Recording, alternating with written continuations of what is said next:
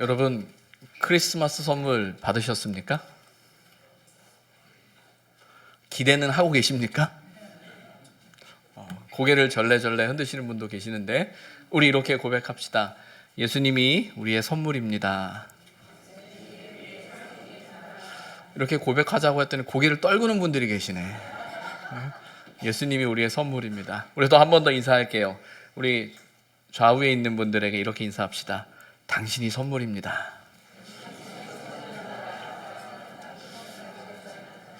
꼭 이렇게 인사하라고 그러면은 이렇게 말하는 분들이 계세요. 내가 선물이다. 서로에게 선물이 되었으면 좋겠습니다. 성탄절을 보낸다라는 것, 또 크리스마스를 우리가 함께 한다라는 건 우리에게 어떤 기대와 기쁨이 있는 거죠. 특별히 선물이라는 이름으로 서로 인사하고 또 우리 마음에 소망을 품는 건 그 안에 어떤 기대가 있기 때문이에요. 근데 안타까운 건 여러분도 아시겠지만 북한에서는 이 성탄절 크리스마스를 맞이해서 내가 미국에 크리스마스 선물을 보낼 거다라는 이야기를 하면서 전혀 엉뚱한 기대를 갖게 하죠. 그래서 기대와 소망이보다 우리 안에 어떤 불안과 염려와 걱정과 근심을 갖게 하는 모습을 사실은 보게 됩니다. 그래서 아직 뉴스에 보도되어지지는 않았는데 어떤 뉴스가 또 나올까라는 그런 염려가 있는 게 사실이죠. 외교적으로나 전 세계적으로 갖는 불안의 요소들, 걱정, 염려들이 사실 우리에게 있습니다. 또 그 중심에 우리가 살아가고 있는 이 대한민국이라는 그 나라가 겪고 있는 또 아픔일 수도 있겠죠. 그런데 이런 오늘 저와 여러분이 살아가고 있는 이 시대적인 상황의 모습이 사실은 오늘 우리가 읽었던 이사야 9장의 배경이 됩니다. 이사야 9장, 우리가 읽었던 9장 6절의 말씀은요, 앞선 7장부터 이제 9장까지 이어지는 말씀이에요. 그 배경을 갖고 있습니다. 그 배경은 이런 거예요. 유대 왕, 남유다의 12번째 왕이 아하스 왕이었습니다. 아하스 왕. 그 아하스 왕 시절에 남유다와 북이스라엘로 나눠져 있던 상황이었는데 그 북이스라엘이 아람의 도움을 힘입어서 남유다를 위협하고 있는 상황인 거예요. 아하스 왕은 그런 위협 앞에 처해 있는 상황에서 두려워하죠. 떨고 있죠. 그때 하나님께서 이사야 선지자를 통해서 우리에게 아하스 왕에게 말씀하고 있는 겁니다. 그래서 우리가 이사야 7장부터 9장까지의 말씀을 읽어가다 보면 특별히 이사야 7장 14절에 이런 표현이 나와요. 처녀가 잉태하여 아들을 낳으리니 그의 이름을 임마누엘이라 하라. 오늘 우리가 읽었던 이 마태복음 1장 18절부터 25절 사이에 1장 23절에 나오는 이 말씀이죠. 이 말씀의 예언이 바로 이사야 7장에 나오고 있어요.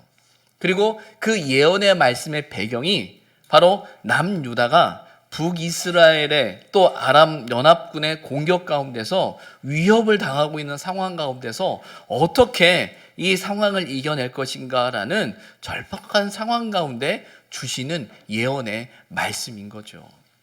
그와 함께 오늘 우리가 읽었던 이사야 9장 6절의 말씀은 또 하나의 예언의 말씀으로 아하스 왕에게 하나님께서 이사야 선지자를 통해서 하고 계시는 겁니다. 우리가 읽었던 이사야 9장 6절의 말씀은 이거죠. 한 아기가 우리에게 낳고 한 아들을 우리에게 주신 바 되었다라는 겁니다. 그런데 이 본문을 읽어감에 있어서 중요한 게 뭐냐면 앞서 시작하는 이는이라는 거예요. 이는이라는 이 뜻이 갖는 의미는요, 이런 거예요. 여기에는 이렇게 되는 것은, 이런 모든 일은 이렇게 되는 거야 라는 의미를 갖죠. 그래서 이는이라는 이 단어가 갖는 의미는 앞선 9장 1절부터 5절까지 나오는 말씀이에요. 그 말씀에는 이렇죠. 하나님께서 흑암 가운데 있는 또 고통 가운데 있는 백성들에게 그들을 영화롭게 하실 것이다. 그들에게 구원의 빛을 비출 것이다 라는 말씀이에요. 또한 창성하게 하시고 즐거움을 더하게 하실 것이고 또 그들의 멍에와 채찍과 압제자의 막대기를 꺾으시겠다라는 말씀입니다. 그러면 어떻게 이 일을 가능하게 하느냐?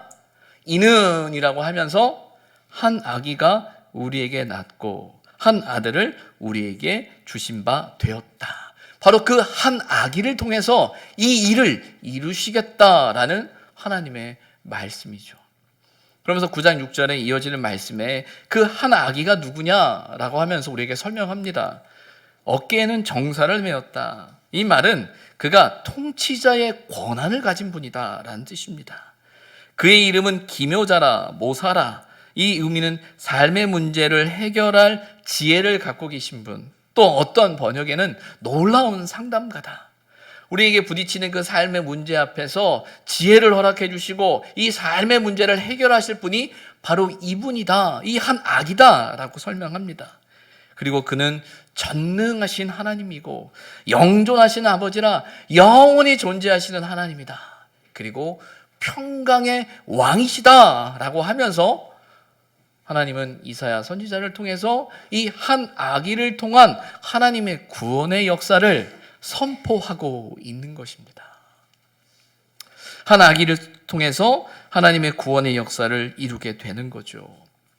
이 말씀을 들은 그 남유다 아하스 왕과 그 남유다 백성들은 그들 마음 가운데 소망이 있었을 겁니다.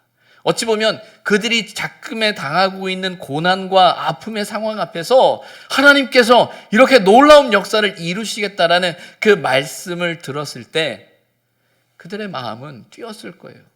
어떤 면에서는 용기가 생겼을 거예요. 그래, 한번 해보자. 어떤 그런 마음이 그들에게 있었을 겁니다. 그런데 이 하나님의 예언의 말씀이 성취된 사건이 어디에 나오냐면 오늘 우리가 읽은 마태복음 1장 18절 이하의 말씀이라는 거예요. 그런데 여러분, 이사야 9장 6절의 말씀과 마태복음 1장 18절 이하에 나오는 말씀에는 시간과 공간에 엄청난 간격이 있어요. 특별히 시간으로 따져보면요, 이 아하스 왕이 통치하던 시기는 주전 734년부터 716년까지 기간이라고 합니다. 그리고 특별히 북이스라엘이 아람 왕과 연합해서 남유다를 침공하고자 했던 이 시기는 대략 734년, 730년경이라고 해요. 그런데 여러분, 예수님이 탄생한 해가 보통 몇 년이라고 우리가 생각을 합니까? 주전 6년에서 4년 정도라고 우리 계산을 하거든요. 그럼 얼마의 시간 간격이 있는 겁니까? 얼마의 시간 간격이 있는 거예요? 이럴 땐 청소년부 친구들한테 물어봐야 되죠. 산수를 물어봐야 되는데 대략 730년이라는 시간을 갖고 있어요. 참, 아하스 왕 시대에 이 말씀을 들었을 때, 야, 그 일이 곧 이루어진다라는 것 때문에 그들의 가슴이 뜨거웠고 어떤 소망을 가졌었고, 아, 그래, 하나님이 하실 거야 라는 어떤 이사야 선지자도 이 말씀을 외치면서 그래, 하나님의 구원의 역사가 이제 곧 일어나겠지 라는 어떤 그런 기대를 가졌을 거예요. 그런데 현실은 어떻습니까? 730년이라는 시간이 흘러야만 했어요. 그리고 그들이 생각하는 구원의 역사와 하나님의 구원의 역사는 조금은 다른 시간, 다른 배경, 다른 때를 가지고 있는 것 같아요. 똑같은 하나님의 말씀인데 여러분, 730년이라는 시간을 기다리면서 그 소망을, 그 예언의 말씀을 우리가 품고 살아갈 수 있을까요? 어찌 보면 730년 전의 시간과 오늘 본문에 나오는 마태복음 1장에 나온 이 본문의 시간에는 너무나 큰 시간의 간극이 있기 때문에 그 예언이, 그 소망이 나하고는 아무 상관없는 것처럼 들려질지도 모릅니다.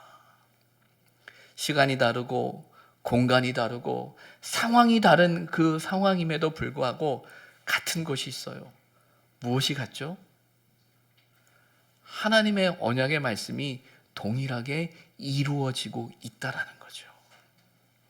여러분, 우리가 어떤 소망을 갖는다라고 할 때 그 소망에 대한 기준이 우리가 될 때가 참 많이 있습니다.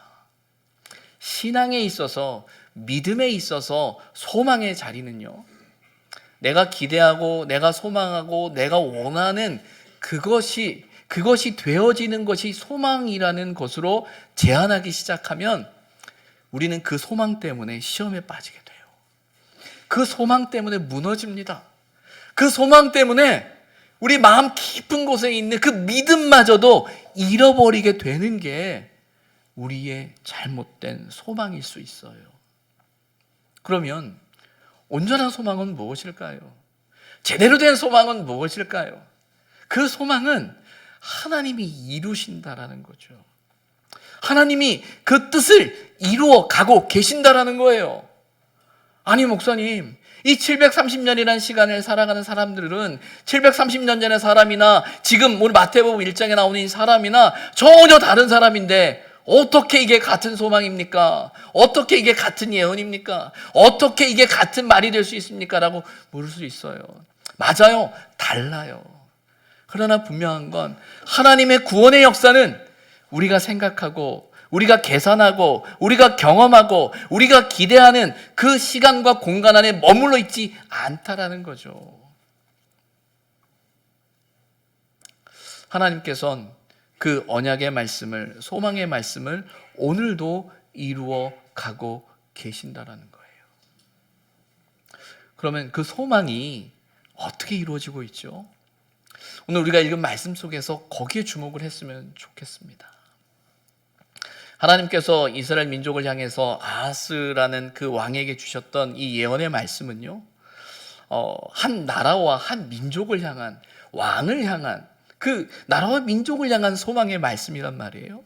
어떤 면에서는 한 개인에게 있어서는 너무나 상관없는 것 같은 예언이고 소망이에요.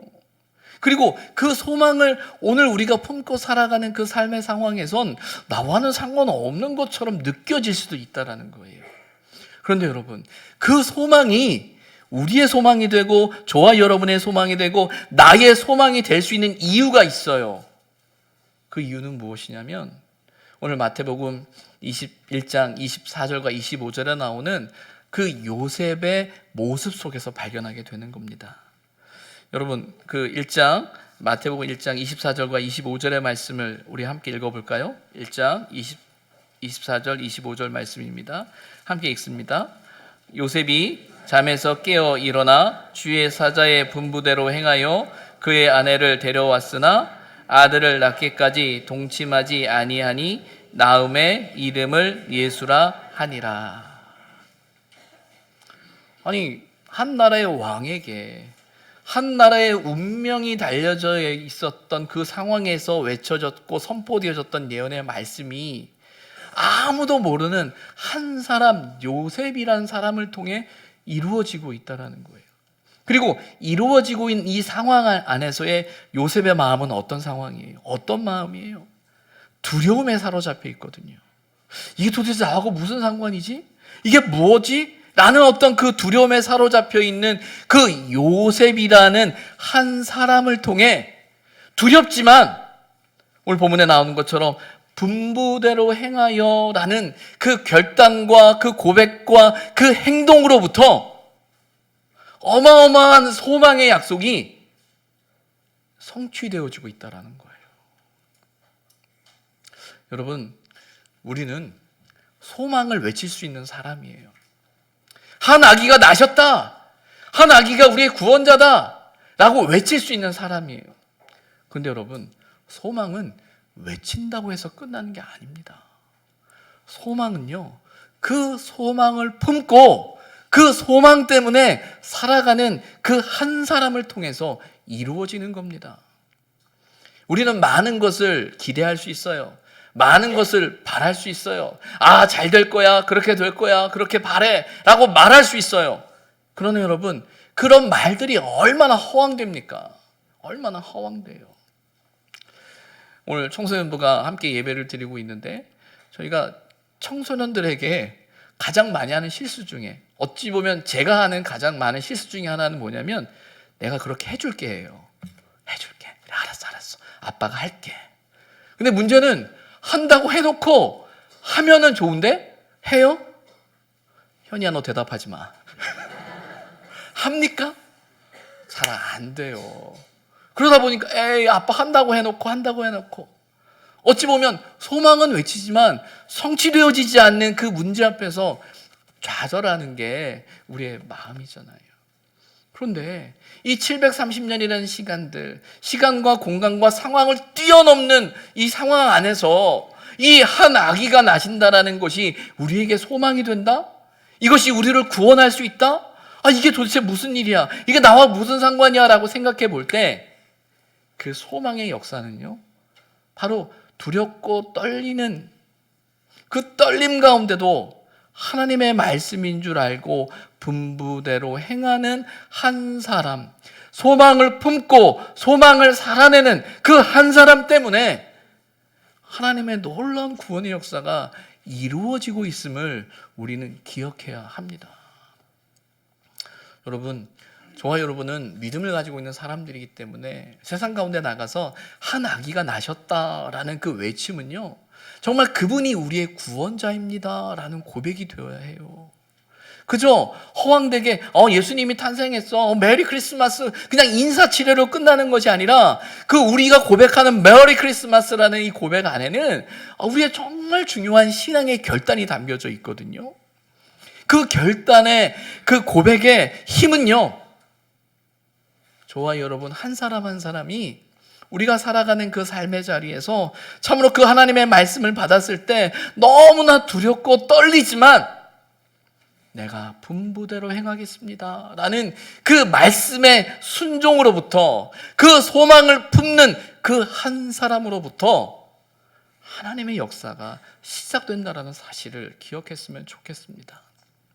하나님의 언약의 말씀은 하늘로부터 외쳐졌어요.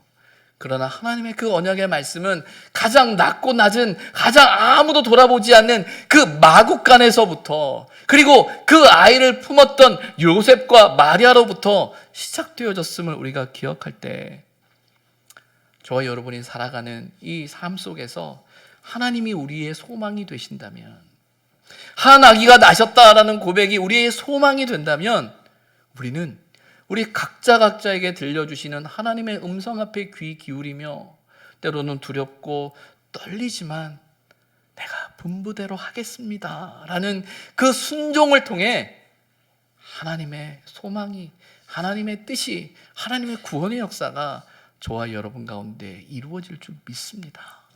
그래서 이번 성탄절을 보내면서 저와 여러분이 단지 소망을 외치는 사람으로 끝나지 말고요, 그 소망을 품어내고 그 소망을 담아내고 그 소망을 가장 작은 곳에서부터 말씀에 붙들려 하나님 제가 그렇게 하겠습니다 라는 고백으로 나아갈 때 하나님께서 저와 여러분을 소망을 품는 사람으로, 소망을 이루는 사람으로 사용하실 줄 믿습니다.